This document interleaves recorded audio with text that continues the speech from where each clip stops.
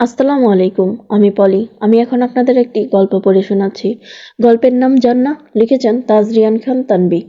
পর্ব সংখ্যা 40 থেকে 42 পর্যন্ত সবগুলো একসাথে পড়ে শোনাচ্ছি। শব্দের মাঝেও ভয়াবহ আলোড়ন। হাত দুটো বুক ভাঁজ করে অপরাধীর মতো দাঁড়িয়ে আছে ইহতিশাম।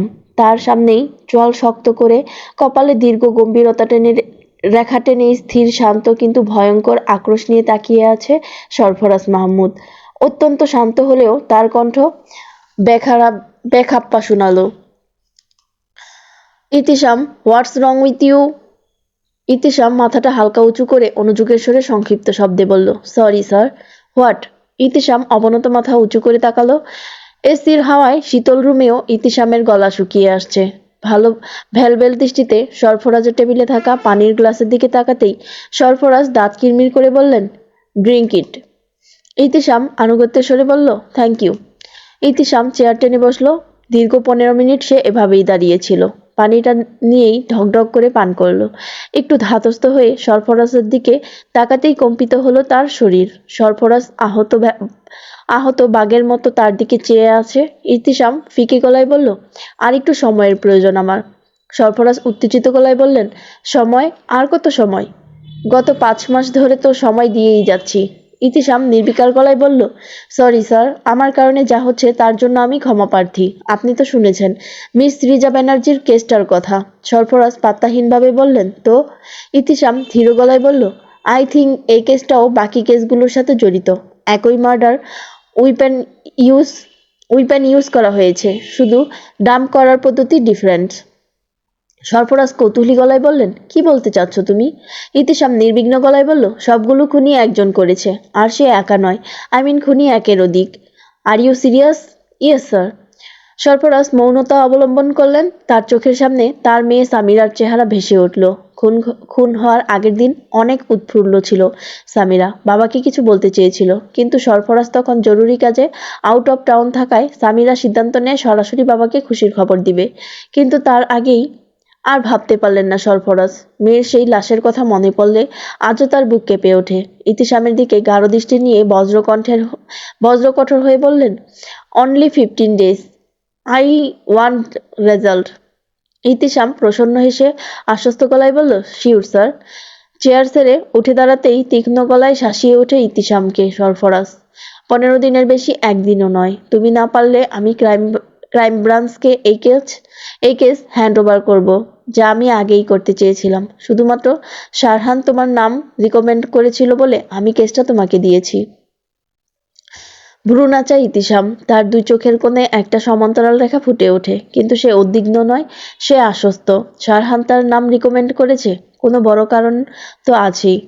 সরফরাজের রুম থেকে বের হতেই একটা উষ্ণ হাওয়া ধাক্কা মারে ইতিশামকে।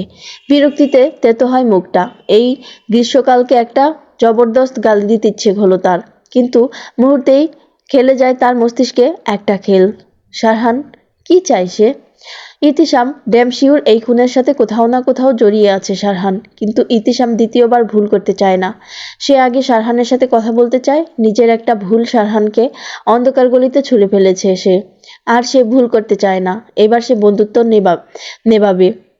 তাই পুরো বিষয়টা নিয়ে শারহানের সাথে কথা বলতে চায়, কিন্তু শারহানকেও পাওয়া দুষ্কর। কল তো রিসিভ করেই না, উল্টো কোথায় আছে তাও জানা নেই ইতিশামের। শাইকটাও হয়েছে পাক্কা চামচা। শারহানের অনুমতি ছাড়া যেন নিঃশ্বাসও নিতে চায় না। ক্লাস শেষে সিঁড়ি বেয়ে নামছে তিল আর জান্না। কৃষ্ণচূড়ার গাছটা কেমন কাঠ হয়ে আছে। জান্না এর মন খারাপ হয়। কৃষ্ণচূড়া জান্না এর বেশ ভালো লাগে। বসন্তের নাতিশীতোষ্ণ পরিবেশ যখন থোকায় থোকায় রক্তিম কৃষ্ণচূড়ায় ছেয়ে থাকে পুরো গাছ, তখন যেন আগুন ফুলের গাছ মনে হয়। কিন্তু আজ আর তা নেই। বিবর্ণ সেই গাছের পাতারাও শাখা প্রশাখার সাথে আড়ি কেটেছে। সেদিকে তাকাতে তাকাতেই হোঁচট খায় জান্না। পড়তে গেলে তাকে সামলায় তিল। তীক্ষ্ণ সুরে কপট রাগ দেখিয়ে বলল, আরে দেখে হাঁট, এখনই তো পড়ে যেতি। ভরকে গিয়ে নিজেকে সামলায় জান্না। বড় একটা স্বস্তির নিঃশ্বাস ফেলে। এখন তো সে একা নয়, তাকে সাবধানে থাকতে হবে। তিলকে জানানো হয়নি মেয়েটা বিদ্যুতের মতো চঞ্চল। ছোটখাটো বিষয়ে আকাশ কাঁপিয়ে ফেলে। এই কথা শুনলে না জানি কি করে বসে। স্কুলের ভবন পার হয়ে গেট অবধি পৌঁছে যায় দুই বান্ধবী। চকিতে তিলের চোখ গিয়ে ঠেকে রাফাতের। ওই হিমশৈল অবয়বে গাছের ছায়ায় দাঁড়িয়ে আছে। চোখ দুটো একদম শান্ত, স্থির, নিষ্কম্প। যেন কোনো কথা নেই সেই চোখে। তিলের ঠোঁটের কোণে ফুটে ওঠে ভুবন ভোলানো হাসি। উৎফুল্ল হয়ে একটা গুঁতো মারে জান্নায়ের কনুইতে। ইশারায় রাফাতকে দেখায়। রাফাতের পাশেই বটবৃক্ষের ছায়ার মতো দাঁড়িয়ে আছে ইশাক। তার চোখে মুখে উৎকণ্ঠা। ঘাবড়ে যায় জান্না। তার পা দুটো স্থির হয়ে আসছে। প্রাণহীন মনে হচ্ছে নিজেকে। ফাঁকা ডুব গিলতে থাকে জান্না। রাফাত ভ্রুকুঞ্চি করে ভাবুক নয়নে পর্যবেক্ষণ করে জান্নাকে। জান্না এর আচরণ তাকে ভাবাচ্ছে। লুকাতে চায় জান্না, কিন্তু রাফাত নাছোড়বান্দা। তার প্রশ্নের উত্তর আজ তার চাই। রাফাত পদযুগল বাড়াতেই ইশাক ধুম করে তার কাঁধে চাপড় মেরে বসে। কড়া গলায় বলল, ঝামেলা করিস না, পাশে ওর ফ্রেন্ড। রাফাত স্থির হয়, নিজেকে সংযত করে। জান্না এখনো ভয়াতুর চোখে তাকিয়ে আছে। চোখের পল্লব যেন আপনা আপনি তার কম্পন বাড়িয়ে চলছে। গলা ধরে আসে জান্নায়ের। হাঁটতে হাঁটতে অনেক দূর চলে আসে। তিল নিজের বাড়ির দিকে চলে গেছে অনেকক্ষণ, কিন্তু চিন্তায় সেই দিকে মনোযোগ নেই জান্নায়ের। চঞ্চল পা দুটো চলছেই বিরতিহীন। হতবুদ্ধির মতো থমকে যায় জান্না। তার সামনে অশ্বত্থ গাছের মতো উদ্ভব হয়। রাফাতের চমকে গিয়ে দু কদম লাফিয়ে পিছু হটে জান্না। ঝাড়া মেরে উঠে বলল, এইসবের মানে কি রাফাত? রাফাত মিচকে হাসলো, কৌতুকের ছলে বলল, ওয়েলকাম রেড চেরি। তলে তলে পাখি তুমি খেয়ে যাও ধান, এইবার পাখি তোমায় বাঁধিবে পরাণ। জান্না নাকের পাল্লা ফুলিয়ে চোখের পাতা প্রশস্ত করে ধৈর্য হারা হয়ে বলল, এইসব কি বলছো তুমি? মৃদু হাস্য অদরে শুধালো রাফাত। কেমন আছো জান্না? জান্না বিতৃষ্ণা গলায় ধীর হয়ে বলল, যেতে দাও আমাকে। ঝরঝরে হাসে রাফাত। মৃদু মুগ্ধ নয়নে দেখে তার রেড চেরি ওই বাসন্ত দুই চোখে দীর্ঘ অগ্নিপল্লব ভিজে যেন আরো কৃষ্ণ কালো বর্ণ ধারণ করেছে। রাফাত প্রশস্ত গলায় বলে ওঠে, আমার প্রশ্নের জবাব। জান্নায়ের গলা বসে আসে। শুকনো গলায় কথা আটকে যায়। দুর্বল গলায় বলল, প্লিজ রাফাত, চলে যাও তুমি এখান থেকে, প্লিজ। ফুঁসলে ওঠে রাফাত। বলল, তাহলে আমার প্রশ্নের জবাব দাও। জান্না আর্দ্র গলায় বলল, আমি তোমাকে কিছু বলতে পারবো না। যদি সত্যি তুমি তোমার রেড চেরির ভালো চাও, তাহলে চলে যাও এখান থেকে, আর কখনো এসো না। রাফাত রুক্ষ কণ্ঠে ঘোষণা করলো, যতক্ষণ না আমার প্রশ্নের জবাব আমি পাচ্ছি, আমি কোথাও যাচ্ছি না। কিসের এত নাটক? কেন এই মিথ্যের মায়াজাল? কি সেই কারণ? বলো আমাকে জান্না। ফুঁসে ওঠে জান্না, মেঘের মতো গর্জন করে বলল, কোনো জবাব আমি তোমাকে দেব না। যেতে দাও আমাকে। রাফাতকে পাশ কাটিয়ে যেতেই জান্নায়ের হাত চেপে ধরে রাফাত। তৎক্ষণাৎ গা গুলিয়ে ওঠে জান্নায়ের। মুখ ভর্তি বমি আসতেই মুখ চেপে ধরে নিজের। আটকাতে পারল না। গড়গড় করে ফুটপাতের দেয়াল ধরে বমি করে দেয়। রাফাত অবিশ্বাস্য দৃষ্টিতে তাকিয়ে থাকে। তার দৃষ্টি যেন আজ তাকেই ধোঁকা দিচ্ছে। একটু ধাতস্থ হয়েই তীব্র গতিতে শ্বাস ফেলতে থাকে জান্না। তার পুরো শরীর থরথর করে কাঁপতে থাকে। দ্রুত পা চালায় সে। রাফাতের পেছনে এসে দাঁড়ায় ইশাক। উৎসুক কণ্ঠে বলল, কিরে, কি হয়েছে? রাফাত ভয়ঙ্কর শীতল গলায় বলল, জান্না মা হতে চলেছে। আমার রেড চেরি শরীরে অন্য কারো সত্তা। তুই ভাবতে পারছিস? ইশাকের উদ্ভাসিত স্থির নয়ন জান্নায়ের এলোমেলো পায়ের দিকে। জান্না চলছে। বিছানার উপর এক পা হাঁটু ভেঙে অন্য পা ঝুলিয়ে মাথার নিচে দুই হাত দিয়ে শুয়ে আছে শারহান। তার সাবলীল দৃষ্টি ওই ফ্যানের দিকে। কেমন করে ঘুরছে, বন বন ভন বন। আচ্ছা, ফ্যানের কি তিনটা পাখা? ঘুরলে বোঝা যায় না কেন? ছোটকালে যখন মাথার উপর এমন ফ্যান ঘুরতো, মনে হতো এই যা, এখনই মাথার উপর ঠুস করে পড়লো বুঝি। কিন্তু না, পড়লো না কখনো। আচ্ছা, ফ্যানটা মাথায় পড়লে কি আমি মারা যেতাম? আমার মাথাটা থেতলে যেত, আমি থেতলে যাওয়ার পরও বেঁচে যেতাম। ছি, কি বিচ্ছিরি হতো ব্যাপারটা। এমনটা ভাবতে ভাবতেই শারহানের চোখ বুজে আসে। আজ সন্ধ্যায় সে বাংলাদেশ ব্যাক করেছে। বাড়ি আসার কোনো প্ল্যান ছিল না, কিন্তু অন্তরার মুখে জান্নাইয়ের কথা শুনে বিনা সময় বেয়ে বাড়ির পথ ধরে শারহানের পায়ের কাছেই এক সমুদ্র দিদা নিয়ে কাচুমাচু হয়ে বসে আছে জান্না। তার চোখের পাপড়িগুলো ভেজা। শারহান আসার পর থেকে একটা কথাও বলেনি। বিছানায় শুয়ে আছে, নিস্তব্ধ হয়ে নৈশব্দ কাটিয়ে মুগ্ধ কণ্ঠে বলে ওঠে শারহান, এত বড় একটা ঘটনা ঘটিয়ে ফেললেন আমাকে না জানিয়েই। জান্না মৃদু আওয়াজে কেঁদে ওঠে। ফুপিয়ে যাচ্ছে সে। শারহান আবারও নির্বিকার গলায় শুধায়, কাজটা কি ভালো করলেন আপনি? জান্নাত ভেজা গলায় বলল, প্লিজ শারহান, আমার কথা শুনুন। শারহান উঠে বসে, ভাঁজ করা হাঁটু নিচে নামিয়ে দু পা ঝুলিয়ে দিয়ে দুলাতে থাকে। পা দুলাতেও একটা আর্টের প্রয়োজন হয়। শারহান যখন ক্লাস 7-এ পড়তো তখন এক স্যারকে প্রশ্ন করলে স্যার বলে এতে দুশ্চিন্তা দূর হয়। তখন না বুঝলেও এখন শারহানের মনে হয় কথাটা সবার ক্ষেত্রে না হলেও তার পক্ষে ঠিক। ঘাড়টা দুপাশে হেলিয়ে আবার সোজা করে নরম গলায় বলল, বলুন কি বলবেন। জান্নাত শারহানের দিকে সিক্ত চোখে তাকায়। জান্নাত এর দুই চোখ লালিমা ধারণ করেছে, নাগের ডগাও লালচে, ফর্সা মুখটাও কেমন ফিকে। শারহান থমথমে ভাব ধরে তাকিয়ে রইল। সরু ভুরু দুটো কপালের মাঝ থেকে উঁচিয়ে ইশারা করলো। জান্নাত কাঁদো কাঁদো হয়ে বলল, please Sharhan, I am sorry. অদর সরিয়ে শ্বাস ফেলল শারহান, চোখে হেসে বলল, কিসের জন্য সরি? আপনি এসব মায়ের কথাই করেছেন, আমার কথার কোনো মূল্য নেই আপনার কাছে। কাতর গলায় অনুনয় করে বলল জান্নাত, প্লিজ শারহান, এভাবে বলবেন না। আম্মা বলেছে তাই। আপনার এমন কেন মনে হলো বাচ্চার জন্য আমি আবার বিয়ে করব? ঝমঝমিয়ে কাঁদে জান্নাত। মেকি কৌতুকপ্রদ হয়ে শারহান বলল, আরে কাঁদছেন কেন আপনি? আপনার তো খুশি হওয়ার উচিত। পড়ালেখার কোনো দরকার নেই আপনার। ইচ্ছে হয়েছে 15 বছর বয়সে বিয়ে করে ফেললেন, ইচ্ছে হলো 16 বছর বয়সে মা হয়ে যাবেন। কেয়া জিন্দিগি হায়। ফ্যালফ্যাল দৃষ্টিতে শারহানকে দেখে যান না, যেন তার কোনো আগ্রহ নেই এই বিষয়ে। খুশি হওয়ার বদলে যেন ঘোর অমাবস্যা নেমে এলো জান্নাতের খুশির দুয়ারে। শারহান উঠে দাঁড়ায়, দুই হাত উঁচু করে আড়মোড়া ভাঙার মতো আচরণ করে খেয়ালিপনায় বলল, ভালোই করেছেন। আমার চেয়ে আপনার শাশুড়ি আপনার কাছে বেশি আপন, তাই আমাকে না জানিয়ে এত বড় একটা স্টেপ নিয়ে নিলেন। Well well, be happy. শারহানের এই এক একটা শব্দ যেন বিষের ফলা হয়ে বিঁধতে থাকে জান্নাতের কমল মনে। তার সকল খুশি যেন বিষাদে রূপ নেয়। শারহান দুই হাত পকেটে পুরে দৃঢ় হয়ে দাঁড়ায়, তেতো কণ্ঠে ফিচেল হেসে বলল, ভাবুন তো একবার, যদি আপনার মেয়ে হয়, যেই শাশুড়ি আপনাকে মাথায় নিয়ে নাচছে সেই এই বাড়ি থেকে বিদায় করে দিবে আপনাকে, তখন কি হবে বলুন তো? জান্নাত ভীত স্বরে বলে ওঠে, শারহান, এসব কি বলছেন? ফুরফুরে হাসে শারহান, জান্নাতকে টেনে নিয়ে বুকের সাথে চেপে ধরে স্নিগ্ধ কণ্ঠে মিষ্টি করে বলল, এত বড় পাগলামি কেন করলেন? আপনার বয়স মাত্র 16, তার উপর সামনে আপনার ভোট এক্সাম। এত বড় রিস্ক কেন নিলেন? জান্নাত দুই হাতে খামচি মেরে ধরে শারহানকে, মোলায়েম গলায় বলল, পরীক্ষা সামনের বছর দিব, এই বছর মা হব। শারহান দুই হাতের বাঁধনে শক্ত করে আড়ষ্ট করে জান্নাতকে নরম কণ্ঠে শুধালো, এত ভালোবাসা কোথায় রাখবো আমি? জান্নাত দুষ্টুমির ছলে বলল, জানি না। জান্নাতকে ছেড়ে নিচে বসে শারহান তার নরম পেটে টপাটপ কয়েকটা চুমু খেয়ে বলল, এখানে আছে আমার ছোট্ট পরী, দেখে রাখতে পারবেন তো? জান্নাত মিষ্টি হেসে বলল, হুম। ডিভানে বসে শারহান মাথাটা ঠেকিয়ে দেয় ডিভানের উঁচু বোর্ডের দিকে। তার পাশে জান্নাত শারহানের দিকে নরম দৃষ্টি দিয়ে রেখেছে। মখমলে গলায় বলল, এবার থেকে আমরা বাড়িতেই থাকবো, আপনি এখানেই চলে আসুন। অদরকুনে বাঁকা হাসে শারহান, জান্নাতের দিকে মুখ করে তার গালে হাত রেখে সরব গলায় বলল, না, আমার স্ত্রী আর সন্তানকে চালানোর মতো যোগ্যতা আমার আছে, তাদের জন্য কারো ধারস্থ আমাকে হতে হবে না। কিন্তু জান্নাতকে কথা বলতে না দিয়ে রসালো গলায় শারহান বলল, আপনাকে অনেকদিন চুমু খাই না।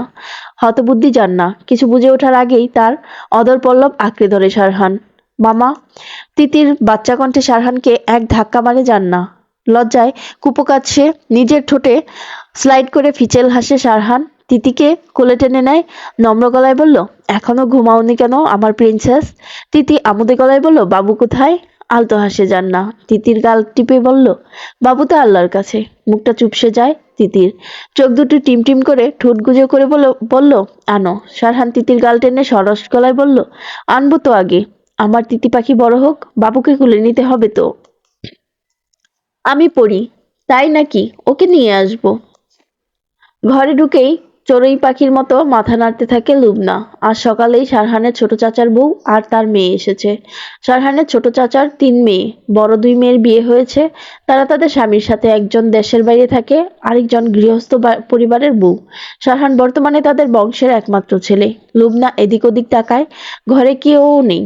এইবার এসএসসি দিয়েছে সে, তার ছড়ানো চুলগুলো পুরো পিঠ দখল করে আছে। ওয়াশরুম থেকে পানির আওয়াজ পেয়েই বুঝতে পারে শারহান ওয়াশরুমে। ছোট ছোট পায়ে বেড সাইজ টেবিলের দিকে এগিয়ে আসে লুবনা।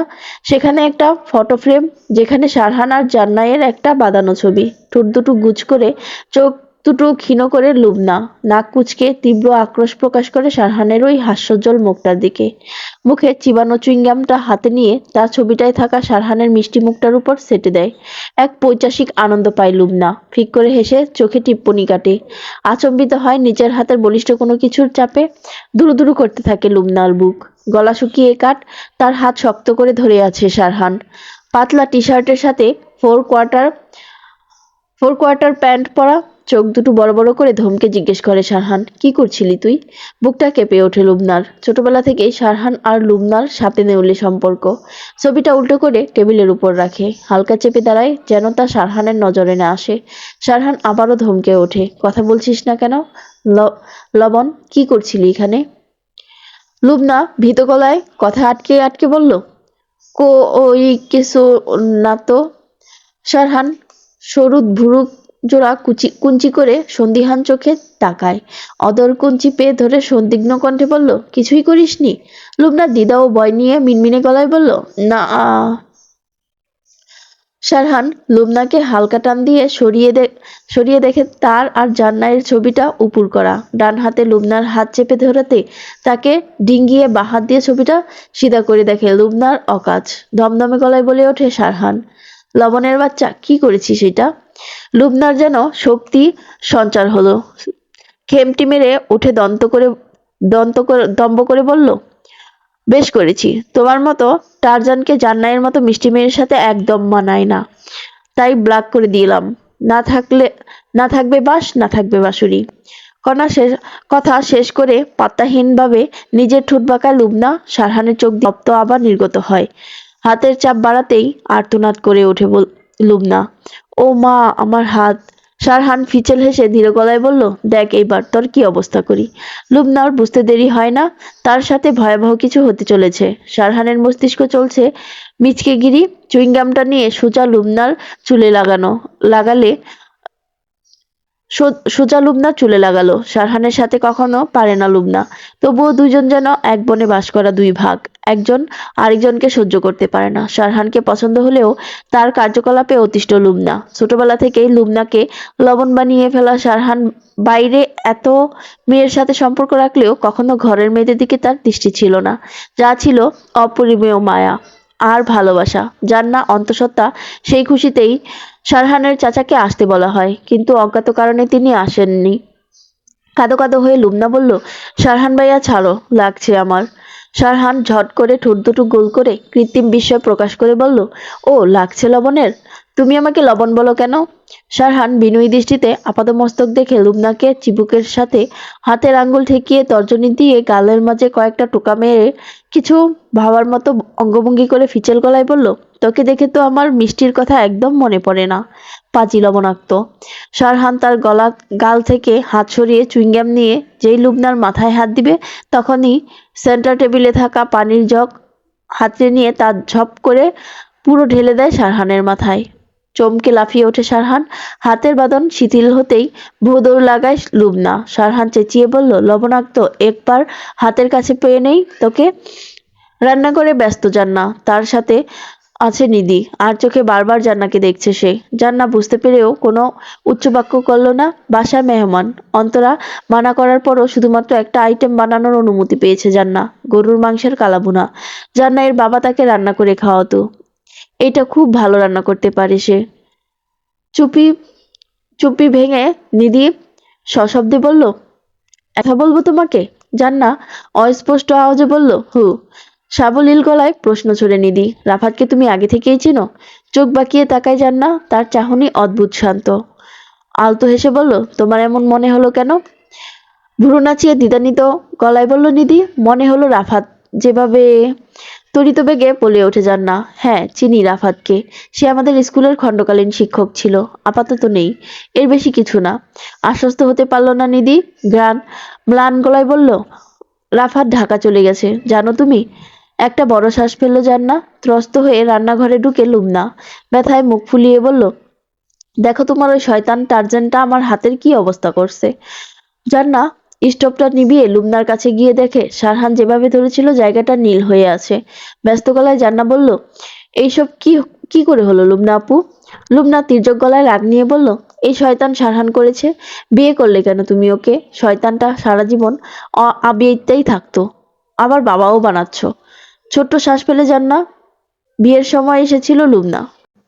তখন থেকেই জান্না এর প্রতি অনেক টান। নিজের বোনদের বিয়ে হয়ে যাওয়ায় এখানে এলে সারাদিন প্রভুভক্ত বিড়ালের মতো ঘুরতে থাকে জান্না এর আশেপাশে।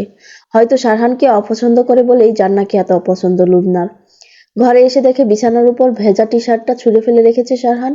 শারহানের এই অভ্যাস বদলানোর নয়, জামা কাপড় এখানে সেখানে ছুঁড়ে ফেলা।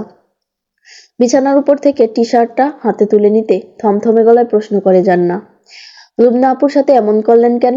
শারহান কালো রঙের পাতলা টি-শার্ট গায়ে গলিয়ে নিয়ে কড়া গলায় বলল, হাতের কাছে একবার পাই লবণটাকে, ওকে যদি না গলিয়েছি আজ। চোখ তুলে তীক্ষ্ণ দৃষ্টিতে তাকায় জান্না। এ নতুন কিছু নয়। ঘরে এসে জান্নাকে খুঁজতে থাকে লুবনা। জান্না শারহানের ভেজা টি-শার্টটা বারান্দায় মেলে দিয়ে সবেই ঘরের দিকে পা রেখেছে। লুবনাকে দেখে কোনো উল্লেখযোগ্য প্রতিক্রিয়া করলো না শারহান। মোবাইলে দিব্যি ফ্রি ফায়ার খেলছে। লুবনার অগোচরেই একবার তাকে দেখে নেয় সে। ডিবানে পা ছড়িয়ে কুশনে মাথা দিয়ে লম্বা হয়ে শুয়ে আছে। লুবনা তার পাতলা ঠোঁট দুটোকে এদিক ওদিক ঘুরিয়ে ভেঙচি কাটে শারহানকে। দম দম করে পা ফেলে জান্না এর কাছে গিয়ে আনম্র গলায় বলল, জান্না চাচি তোমাকে ডাকছে। জান্না স্মিত হাস্য অদরে বলল, তুমি যাও, আমি আসছি। আচ্ছা। ঘুরে দাঁড়িয়ে আবারও শারহানের দিকে নজর দেয় লুবনা। এইবারও কোনো প্রতিক্রিয়া করল না শারহান। সে মশগুল তার কাজে। ছোট্ট শ্বাস ফেলে সামনে এগোতে থাকে। চকিতে ধুম করে শারহানের দিকে হেলে পড়ে লুবনা। শারহান ডিবানের সামনে থাকা সেন্টার টেবিলটাকে হালকা ধাক্কা মারে পা দিয়ে, আর তাতেই আঘাতপ্রাপ্ত হয় লুবনা। আর্তনাদ করে ওঠে লুবনা, ও মা গো আমার পা। ভাবলেশীনভাবে শুয়ে আছে শারহান। কৌতুক মাখা গলায় বলে ওঠে, রজনীগন্ধা জালে লবণাক্ত ইলিশ ধরা পড়েছে। জান্না ব্যস্ত হয়ে এসে অসহিঞ্চু গলায় বলল, তুমি ঠিক আছো তো? ভ্যাবে করে কেঁদে ফেলে লুবনা। জান্না তাকে নিয়ে বিছানায় বসিয়ে দেয়। কান্নার তোর বাড়তে থাকে লুবনার। কেঁদে কেঁদে বলল, শয়তান টারজান। শারহান মিচকি হেসে পিচেল গলায় বলল, এখন তো শুধু আঙ্গুল ভেঙেছে, আরেকটা কথা বললে তোর পা ভেঙে ফেলবো লবণাক্ত ইলিশ। জান্না, কি রে ভাবি বল। লুবনা ঘোর আপত্তি করে বলল, বলবো না। লবণ কি দেখছি? জিব্বা কেটে ফেলবো তোর, আমি আরেকবার নাম ধরে ডাকলে। লুবনা জোর গলায় অসহায় হয়ে বলল, দেখলে কি বললো তোমার ওই শয়তান বর? কেন বিয়ে করলে ওকে?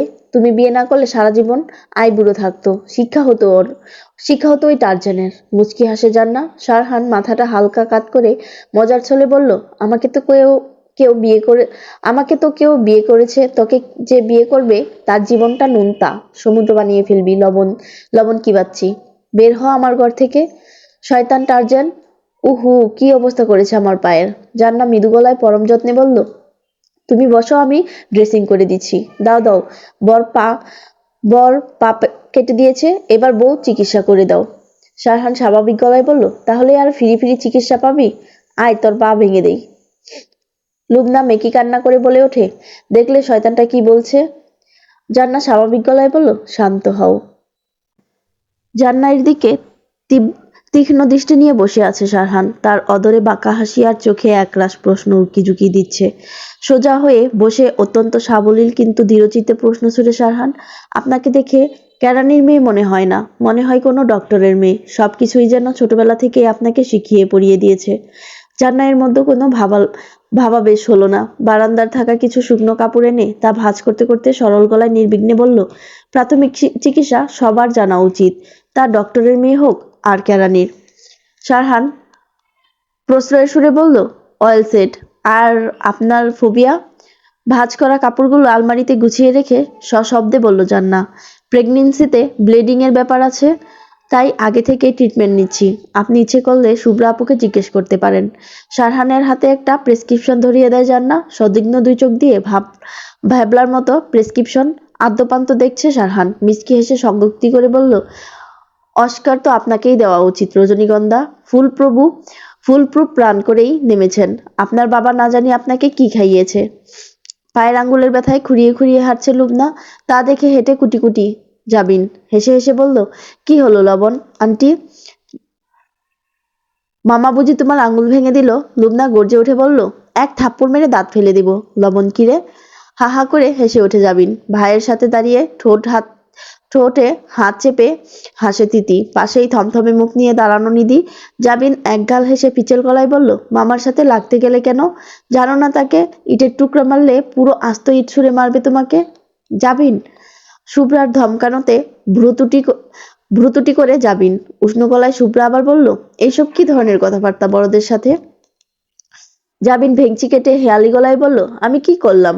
লবণ আন্টিই তো মামার সাথে লাগতে গেছে। শুভ্রা দাঁত কিরমির করে বলল। আবার প্রাণ খোলা হাসে জাবিন। হাঁটু ভেঙে বসে তিতিকে বলল, চল তিতি, পরিমার মামা আমাদের জন্য বাবু আনছে, সেই খুশিতে আজ তোকে কুলফি খাওয়াবো। তিতি দাঁতের সাথে দাঁত পিষে ধরে অদ্ভুতভাবে হাসে, সশব্দে বলল, আচ্ছা। নিজের ঘরে অন্তরা তার জায়ের সাথে খোশ গল্পে মশগুল। জরুরি দরকার ছাড়া তেমন একটা মিল নেই তাদের। দরজায় দাঁড়িয়ে অনুমতি প্রার্থনা করে যান না। ভেতরে আসবো আম্মা? অন্তরা পান খাওয়া দুই ঠোঁট ছড়িয়ে বলল, আসো বউ। কোন রকম ছন্দপতন ছাড়াই অন্তরার পাশে গিয়ে বসে যান না। লুবনার মা লতা অবাক গলায় বললেন, বাহ, পোয়াতি হইয়া তো বৌমা আরো সুন্দরী হইছে। কি কও আফা? অন্তরা মুখে একটা পাট ঠুসে নিয়ে ভজভজ করে বললেন, কেন, আমার বৌমা এমনিতেই সুন্দরী।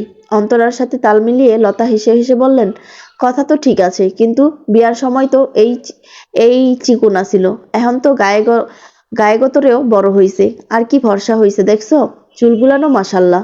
অন্তরা দাম্ভিকতার সাথে হাসলেন, যেন তিনি এভারেস্ট জয় করলেন। উচ্ছ্বাসিত গলায় বললেন, তা তুই ঠিকই কইছস, বৌমা আগের তন মেলা সুন্দরী হইছে।